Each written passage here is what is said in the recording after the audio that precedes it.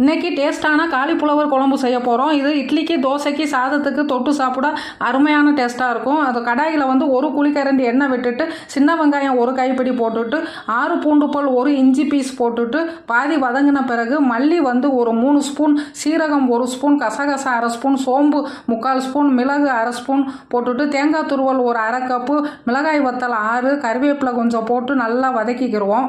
தக்காளி ஒரு தக்காளி போட்டு அதையும் வதக்கிக்கிடுவோம். வதக்கிட்டு இதுக்கு தேவையான அளவு கொஞ்சம் மஞ்சத்தூள் போட்டுக்கிடுவோம். போட்டுட்டு வதக்கி எடுத்து ஆற வச்சு பைன் பேஸ்ட்டாக அரைச்சி எடுத்துக்கிடுவோம். ஒரு கடாயில் கொஞ்சம் எண்ணெய் விட்டு சோம்பு, பட்டை, அன்னாச்சிப்பூ, கிராம்பு, ஏலக்காய் போட்டு தாளிச்சிட்டு வெங்காயம் கறிவேப்பிலை போட்டு நல்லா வதக்கிட்டு காலிஃப்ளவர் அலசி வச்ச ஒரு பூவை போட்டு அதையும் வதக்கிட்டு மசாலா அரைச்ச பேஸ்ட்டையும் போட்டு நல்லா வதக்கிக்கிடுவோம். வதக்கிட்டு தேவையான அளவு தண்ணியை விட்டு கொதிக்க வச்சு எடுத்தோம்னா சுவையான காலிஃப்ளவர் குழம்பு ரெடி ஆச்சு. தேவையான அளவு உப்பு போட்டுக்கிடுவோம். தேங்க்யூ ஃபார் வாட்சிங்.